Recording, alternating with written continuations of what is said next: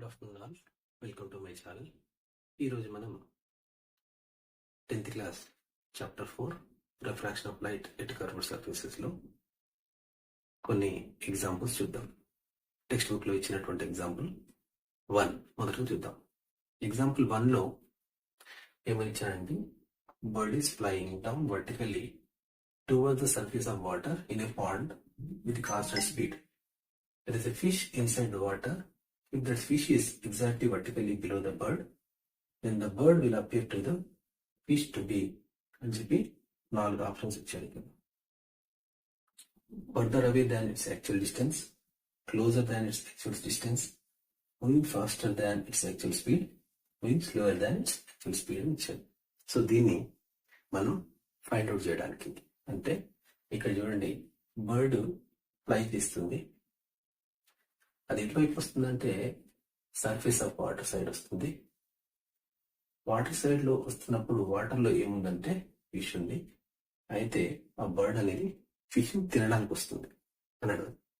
దీనిలో bird fish ని తినడానికి వస్తున్నప్పుడు ఫిష్ కు బర్డ్ అనేది యాక్చువల్ పొజిషన్, అంటే మీన్ ఫిష్ వాటర్ లో ఉంది కాబట్టి వాటర్ సర్ఫేస్ నుంచి బర్డ్ ఎంత హైట్ లో ఉందో అంతకంటే ఎక్కువ హైట్ లో కనబడుతుందా, లేదా వాటర్ సర్ఫేస్ నుంచి బర్డ్ ఎంత హైట్ లో ఉందో దానికంటే తక్కువ హైట్ లో కనబడుతుందా అనేది మనం ఇక్కడ ఫైండ్ అవుట్ చేయాల్సిన విషయం. రెండవది, ఫిష్ కు బర్డ్ ఎంత స్పీడ్ తో ట్రావెల్ చేస్తుందో అంతే స్పీడ్ తో ట్రావెల్ చేస్తుందా, లేదా అంతకంటే ఎక్కువ లేదా తక్కువ స్పీడ్ తో వాటర్ సర్ఫేస్ సైడ్ వస్తుందా అనే విషయాన్ని మనం ఫైండ్ అవుట్ చేయాలి. సో దీని కొరకు మనం ఇక్కడ ఒక చిన్న డయాగ్రామ్ ఇద్దాం.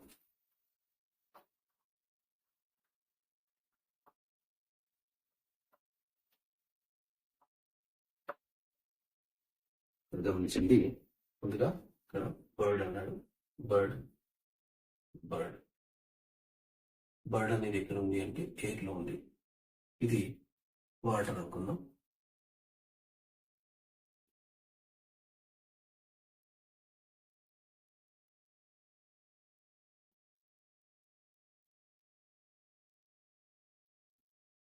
రైట్, ఇది వాటర్. వాటర్ లో ఫిష్ ఉంది. వాటర్ లో ఫిష్ ఉంది, ఇక్కడ బర్డ్ ఉంది. అయితే ఈ బర్డ్ అనేది బర్డ్కి ఎగ్జాక్ట్లీ వర్టికల్లీ డౌన్ లో మన ఫిష్ ఉంది అన్నాడు. ఇప్పుడు ఇక్కడ ఫిష్ అనేది బర్డ్ అబ్జర్వ్ చేస్తుంది. ఒకటి ఇక్కడ ఫిష్ అనేది అబ్జర్వ్,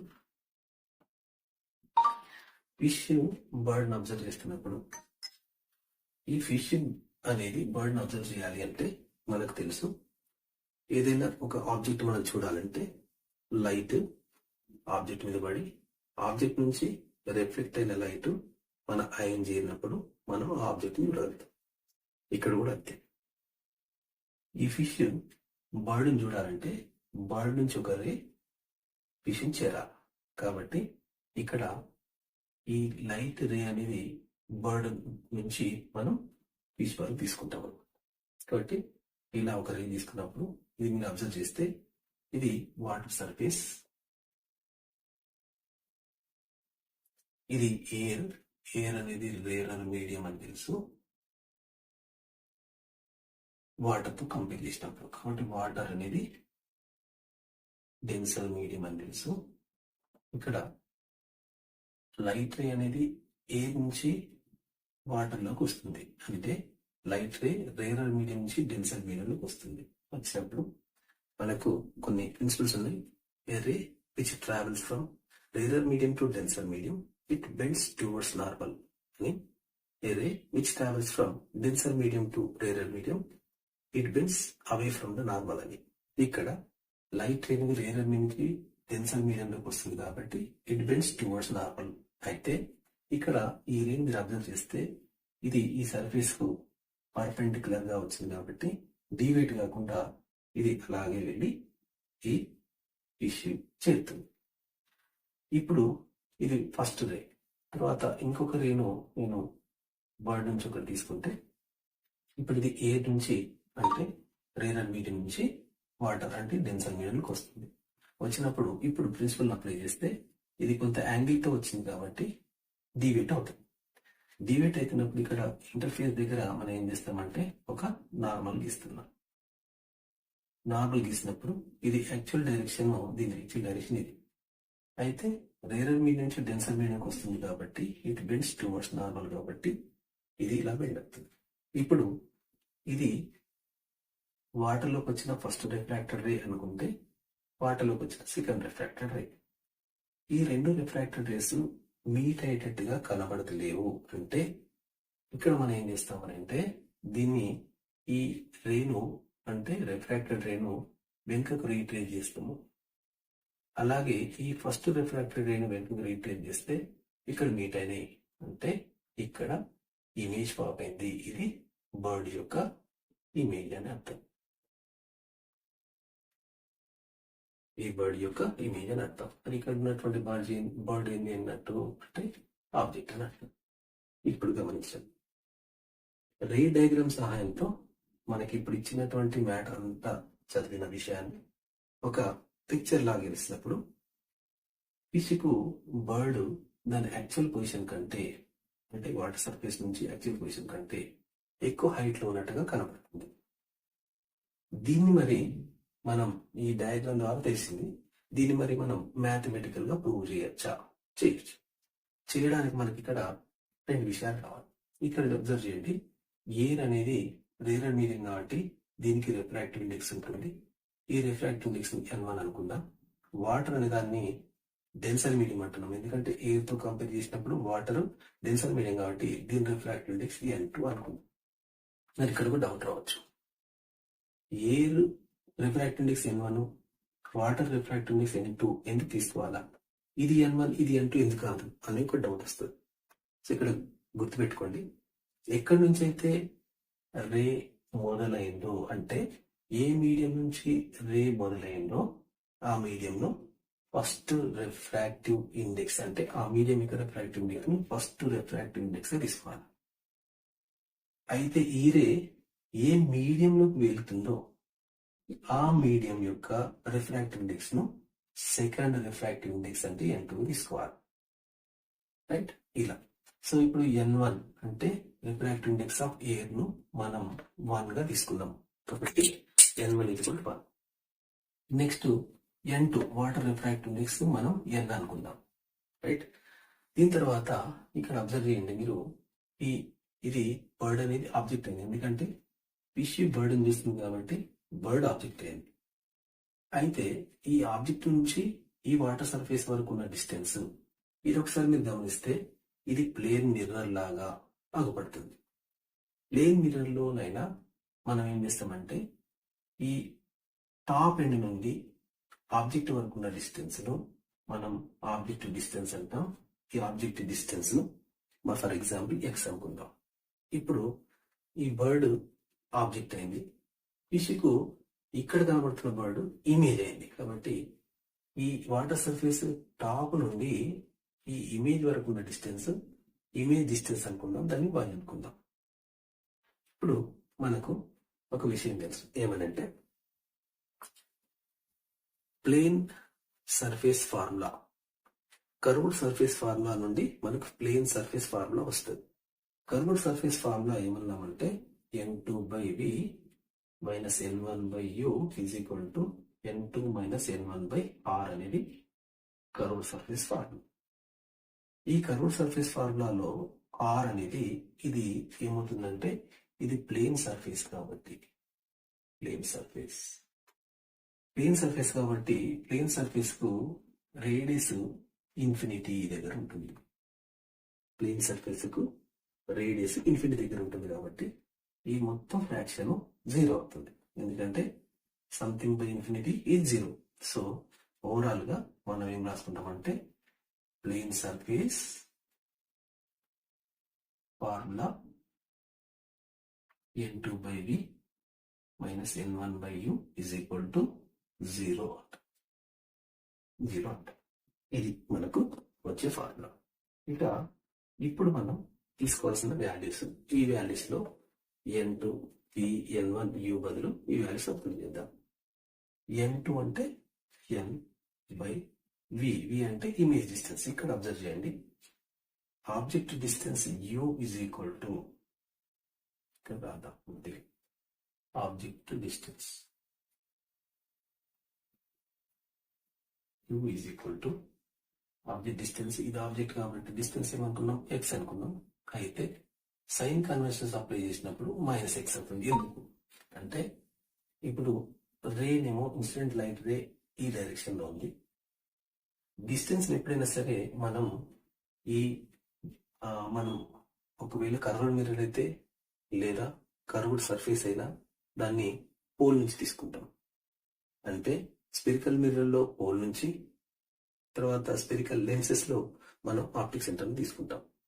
ఇక్కడ ప్లేన్ సర్ఫేస్ కాబట్టి ప్లేన్ సర్ఫేస్ పై నుంచి మనం ఆబ్జెక్ట్ వరకు ఉన్న డిస్టెన్స్ ఈ డైరెక్షన్ తీసుకోవాలి. కాబట్టి ఈ రెండు అపోజిట్ డైరెక్షన్ ఉన్నాయి కాబట్టి ఆబ్జెక్ట్ డిస్టెన్స్ మైనస్ ఎక్స్ అయింది. నెక్స్ట్ ఇక్కడ image distance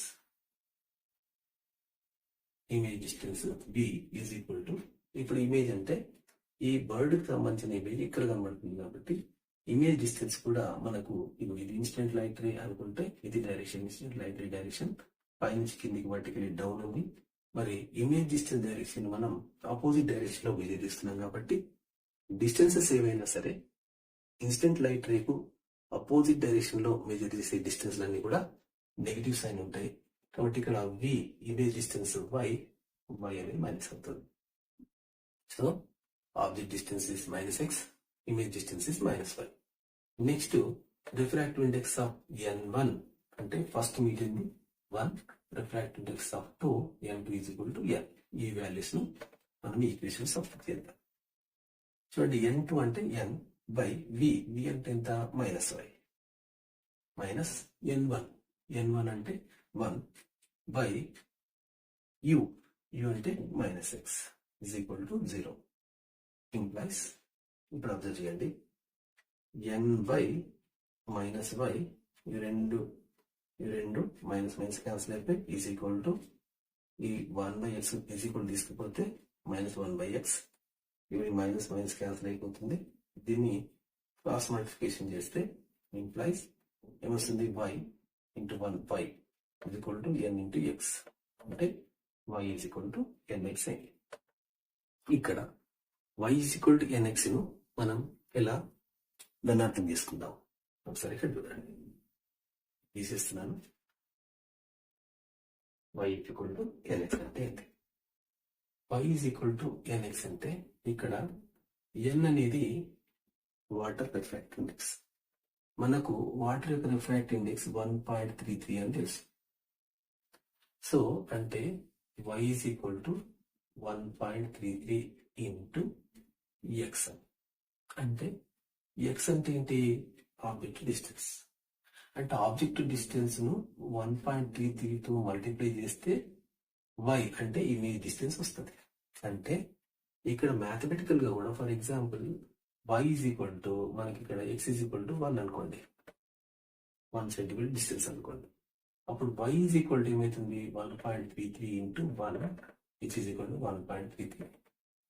x is equal to 1 అంటే ఆబ్జెక్ట్ డిస్టెన్స్ 1 సెంటీమీటర్ అయితే y అనేది ఎంత అవుతుంది, 1.33 సెంటీమీటర్స్ అని ఒక ఎగ్జాంపుల్ ఇచ్చి ఇచ్చిన.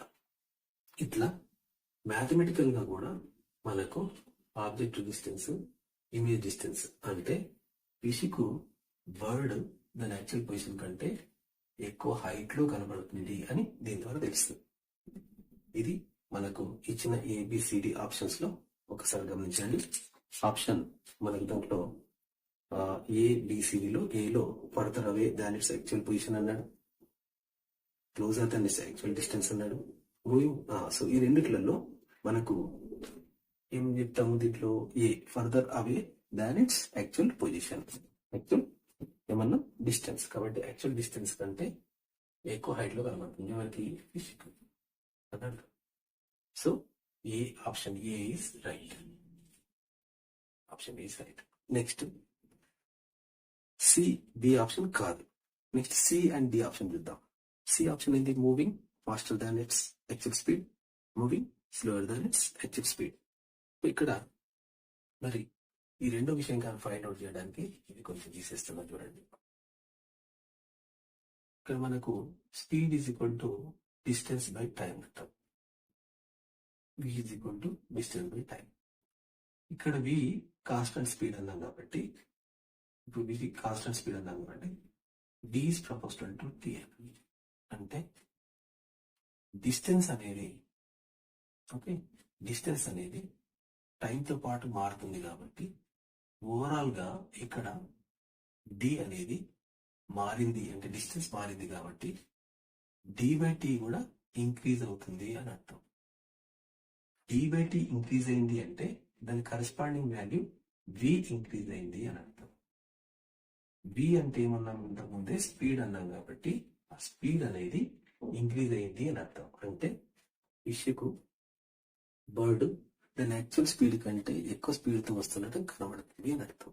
సో ఇక్కడ ఓవరాల్ గా మనం ఆప్షన్ ఏ ఏమన్నాం, further away then its actual distance అని, తర్వాత C moving faster than its actual speed అని ఫైండ్ అవుట్ చేద్దాం. ఈ విధంగా మనం ఈ బర్డ్ అండ్ ఫిష్ సంబంధించిన ఒక కాన్సెప్ట్ ను ఎగ్జాంపుల్ రూపంలో మనం ఇలా డయాగ్రామ్ ద్వారా, రే డయాగ్రామ్ ద్వారా చూపించవచ్చు, తర్వాత మ్యాథమెటికల్ గా కూడా ప్రూవ్ చేయొచ్చు. Thank you.